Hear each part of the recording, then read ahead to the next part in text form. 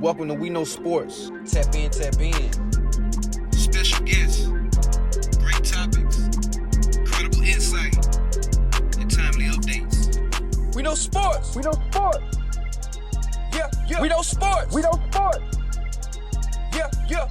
Don't forget to smash that like button. Hit that notification. Like, share, comment, subscribe to the channel. You are now tuned in. We know. Alright, so we're gonna move on to let's start with the SEC this time.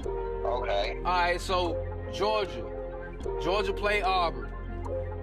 It was a big celebration at Auburn. Charles Barkley was there. Cam Newton was there. Joe Thomas was there. And I think Bo Jackson or something like that. I don't know if he was in attendance, but they talked about him and had some. His name was involved in some sort of way, if I ain't mistaken. But it was a close game, real close game. Georgia didn't just beat up on them and roll. This went down to the wire, so I'm sure your heart beating was 1,000 miles per hour. So what you think about it? Yeah, it went down to the last drive of the game. You know, Auburn got one more chance, but Malachi Starks intercepted the ball and put the icing on the cake. The final drive for Georgia when it was tied 20 up. Carson Beck did a pretty good job. I still don't think he's the right quarterback for Georgia, even though he is second in the SEC in yardage and number one actually in completion percentage. That's almost 75%. That's 3 out of 4 passes. But he threw to the man that I think he should have been thrown through the whole game. I think he's the best player in the country, and I'm not the only one that thinks that. There's lots of people. Brock Bowers is the man. Yeah. That's talented guy at tight end. Go ahead. And he took the ball and took it. You know, everybody on the team, on the defense touched him at least twice, and he still ran it in for a touchdown. And Georgia escaped with a 27-20 win.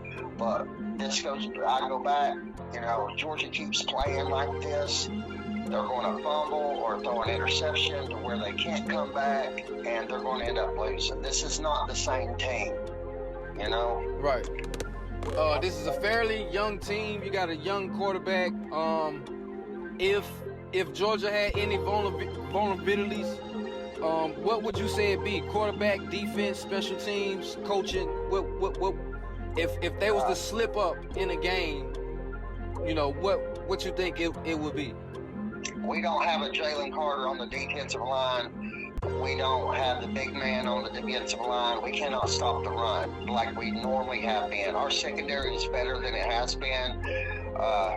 We're doing pretty good on that part. Our quarterback, he instead of going for the bomb and letting it go, he'll do the check down, which I don't agree with that. I don't know if the coach is having something like Bobo. It's having something to do with that, but it's upsetting Kirby, I can tell. And this weekend we played a 5-0 ranked Kentucky team in Athens this time, though, who just leveled Florida 33-14 with 300-something yards rushing. So wow. Yeah, so Georgia will have to pick it up at 7 o'clock this Saturday night in Athens. And that will probably decide the East. Tennessee did really well this week. They destroyed and got their revenge game. Yeah. They bounced back. It was a good game. They pulled it off. They look good, look better than weeks prior. You know what I'm saying? So hopefully they get on the roll. But before we get off of Georgia, okay, so we got Kentucky 5-0. But it's at Athens this time, and it's a night game. Georgia don't normally play night games. That correct?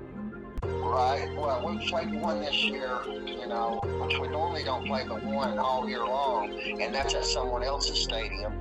But this week they got it at Athens at 7 p.m. or 7:30 rather.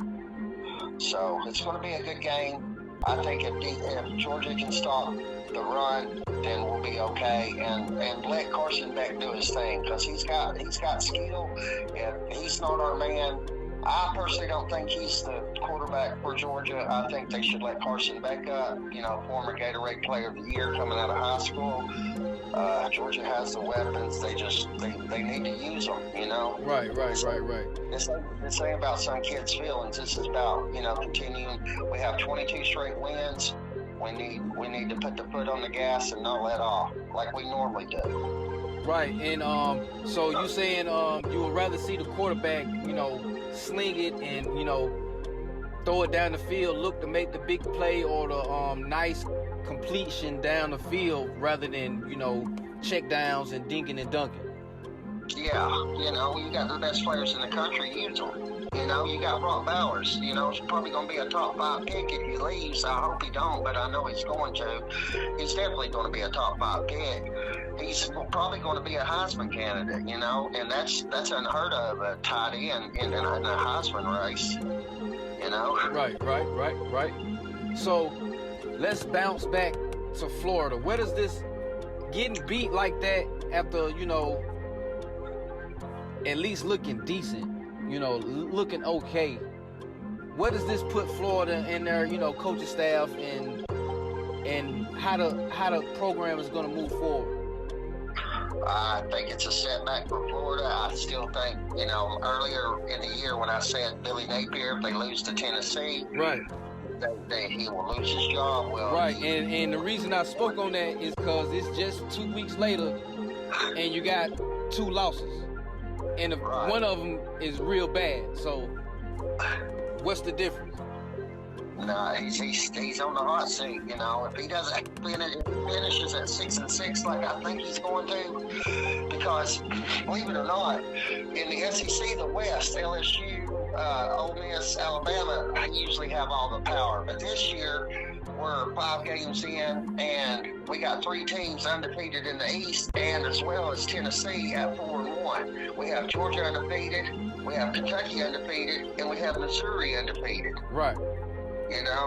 So the East looks a lot better than the West as far as power. Alabama did look good this week, but Ole Miss and LSU slung it out 55-49 all the way. That's 104 points. That's not SEC football. No. LSU is 3-2 now, supposed to have one of the best quarterbacks in the nation. I disagreed with that from the start. That's just ESPN pumping up Jaden Daniels. He is a good quarterback, don't get me wrong, but he's not elite. Okay, I give you that one. All right, so let's move on to the Big Ten real quick. From the start, it's been a three-team race. Penn State, Ohio State, Michigan. So did we get any movement in the 3 as you would rank them? Did anyone move down, move up, or did they all just stay the same? No, they all 3 moved up. All 3 of them moved up. All 3 of them gained ground on the number 1 team, Georgia. Georgia did have almost about 97% of the votes. They have roughly 60% now. Michigan was able to just completely destroy Nebraska. They took their quarterback and all their starters out right after the halftime, right, and let everybody play.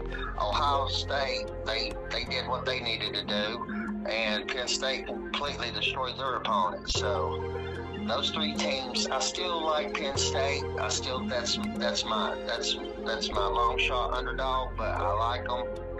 They play good football. They have a phenomenal quarterback. It's all going to be played out in the next 2 weeks because Ohio State and Penn State are going to go at it. And then, of course, the last game of the season when Ohio State meets Michigan, that's going to tell all there. Yes, well. That's going to be that's probably going to determine a lot. That game specifically, they probably be undefeated, both teams. And that's going to be a big one. You know what I'm saying? Look forward to that.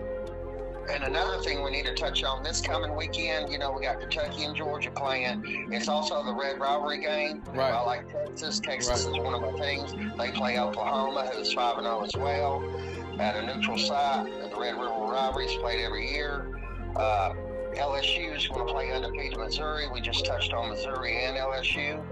LSU's either going to be 4-2 or 3-3, and Missouri's going to be 6-0 or 5-1. Would that be an upset if LSU pull it off? Would that be an upset?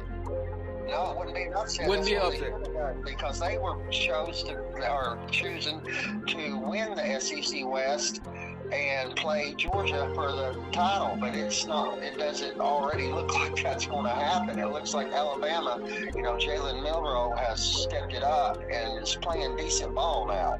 Right. So, I've seen Saban, he's been pulling his hair out these last few weeks, and it looks like he's finally got his quarterback. And they took him out early as well and let Sims play for a little bit. And he looks okay, but I think Jalen Milroe is the guy. And that's, as far as good games coming up this weekend, that's about all we have. Michigan's going to play Minnesota. Notre Dame's going to play Louisville, who's undefeated. Okay. But, they're ranked 25th. They just got into the rankings. They're 5-0. They haven't had that hard of a schedule. Well, no, they haven't really had a good team since Lamar Jackson left them. Louisville. Louisville. I've seen them play Mississippi State in the Gator Bowl live from the front row. I got a really good deal on that tickets, and that was a good game. All right. Now, I'm keying in, besides the marquee big teams, the front runners, I'm keying in on, maybe the up and coming or the, surprise middle of the pack that can make a run and make some noise. So you just named 2 games, 4 teams that I'm looking at. That's 5-0 Missouri and LSU. They play. I think if LSU pull it off and they can play good against Alabama coming up currently on their schedule, I think this will look real good for LSU. And if Missouri make it to 6-0, this will be a big surprise. I don't think nobody in that program expected that kind of start. No, I don't think so, especially since Georgia got their number 1 receiver last year. He is in the transfer portal, Dominic Levitt. But it's like LSU's 2 losses this year. They only have 1 in-conference loss. The other loss come to Florida State. So if they were to beat Alabama by some chance and win this game this weekend and continue to win, then they would still come out on top because, the tiebreaker would go to them even with 2 losses. Correct. So, and You are now watching 702 Visions. Shout out to y'all boys, man.